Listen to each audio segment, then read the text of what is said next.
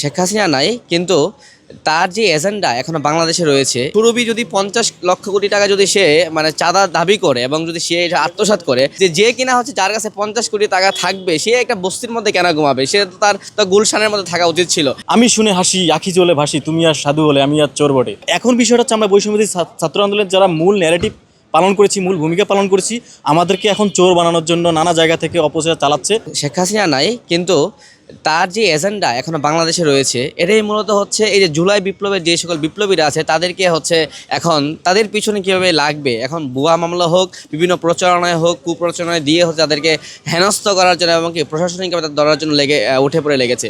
তো আমরা এটা তীব্র নিন্দা জানাই। আমরা সুরভিকে বলতে চাই, যদি সুরভি যদি 50 লক্ষ কোটি টাকা যদি সে চাঁদা দাবি করে এবং যদি সে এটা আত্মসাৎ করে, তাহলে আমরা দেখেছি ভিডিওর মাধ্যমে যে হচ্ছে সে একটা বস্তির মধ্যে থেকে তাকে আটক করা হয়েছে। তো ভাই নর্মালাইজ করলে বোঝা যায় যে কিনা হচ্ছে যার কাছে 50 কোটি টাকা থাকবে, সে একটা বস্তির মধ্যে কেন ঘুমাবে? সে তো তার গুলশানের মধ্যে থাকা উচিত ছিল।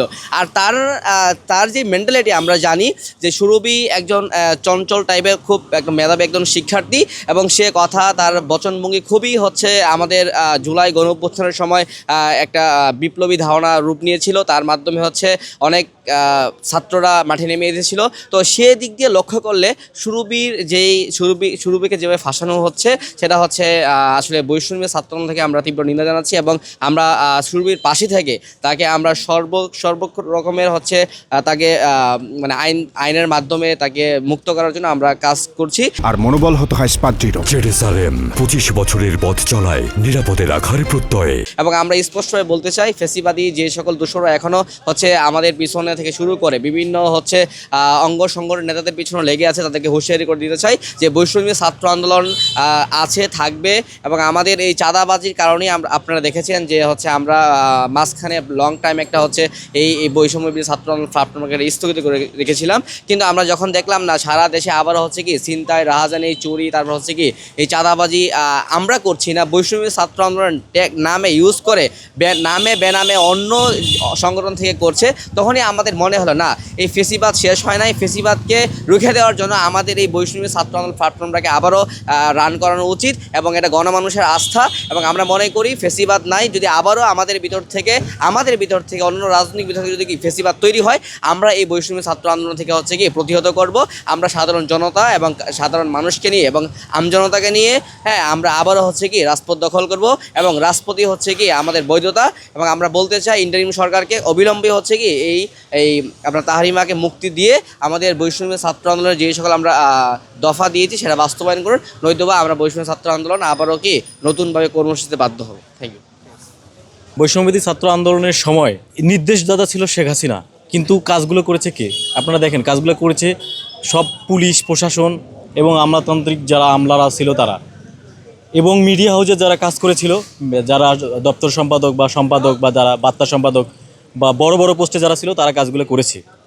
তো বেসিক্যালি আমাদের আন্দোলনটা শেখ হাসিনা নির্দেশ দিলেও আন্দোলনটা কিন্তু তাদের সাথে হয়েছিল।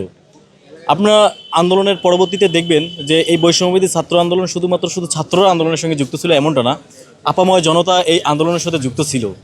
এই আপাময় জনতার সাথে আমাদের ছাত্ররা যারা অ্যাক্টিভলিভাবে কাজ করা শুরু করছে দেশের পরিবর্তনের জন্য, আপনারা দেখবেন যে প্রত্যেকটা অফিসে, প্রত্যেকটা জায়গায় যখন আমলাতান্ত্রিক যে কাঠামোটা ভাঙার জন্য এই ছাত্ররা কাজ করা শুরু করছে, পুলিশের যে মেকানিজম, যারা গুলি চালিয়েছিল তাদের, এবং যারা সাংবাদিকরা যারা আমাদের বিপক্ষে দাঁড়িয়েছিল, তাদের যখন ভয়েস রেজ করা শুরু করছে, তারা আমাদের পিছনে লেগে গেছে।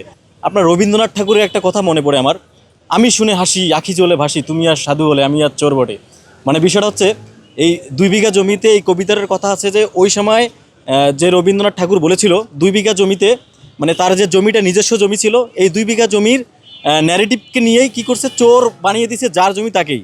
তো এখন বিষয়টা হচ্ছে আমরা বৈষম্যবিরোধী ছাত্র আন্দোলনের যারা মূল ন্যারেটিভ পালন করেছি, মূল ভূমিকা পালন করেছি, আমাদেরকে এখন চোর বানানোর জন্য নানা জায়গা থেকে অপচেষ্টা চালাচ্ছে। আমরা এই অপচেষ্টাকে কখনো ব্যর্থ হতে দিব না, এবং কি যে সুরভিকে যেভাবে আটক করে রেখেছে, যেভাবে তারা একটা ন্যারেটিভ দিয়ে তাকে জেলে পাঠিয়েছে, যেভাবে মামলা দিয়েছে, এগুলো যতক্ষণ না পর্যন্ত এখন ঠিক না হচ্ছে, এগুলোকে যতক্ষণ না পর্যন্ত আমরা ঠিক করতে না পাচ্ছি, আমরা বৈষম্যবিরোধী ছাত্র আন্দোলন ইনঅ্যাক্টিভ সংগঠন থেকে আবার অ্যাক্টিভ হব। আমাদেরকে জনগণ আগের চেয়ে ভালোভাবে আমাদেরকে গ্রহণ করবে বলে আমরা আশাবাদী।